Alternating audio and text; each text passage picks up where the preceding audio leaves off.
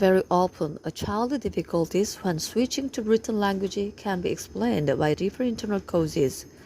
Oral speech is always understandable to a child.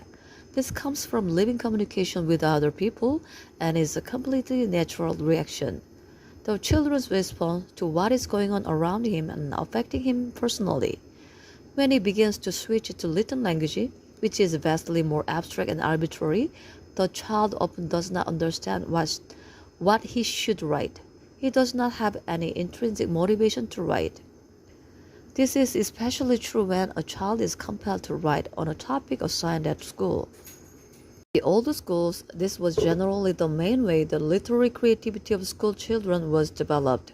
The teacher assigned a topic for a composition and the pupils had to write this composition, trying to make their writing as similar as possible to the literary language of adults or the style of the books they had read.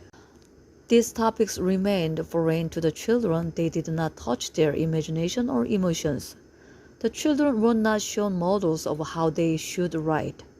It was a rare case that this work was linked with a goal that was understandable, interesting, and within the capacity of the children.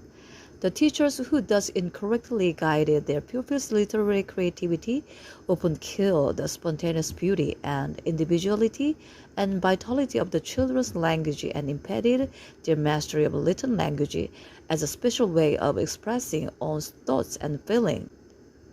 Instead, the children developed to use blunt-skill expression, the type of school jargon that is produced by the purely mechanical inculcation of children with the artificial bookish language of adults. Tolstoy writes, the primary skills of the teacher in teaching language and the primary exercise that should be used for this purpose in helping children learn to write consist of assigning them topics, actually not really assigning topics as much as providing them with a larger selection of topics, indicating the length of the composition and showing them some elementary literary devices. Some intelligent, talented pupils have written completely vacuous composition on the order of The Fire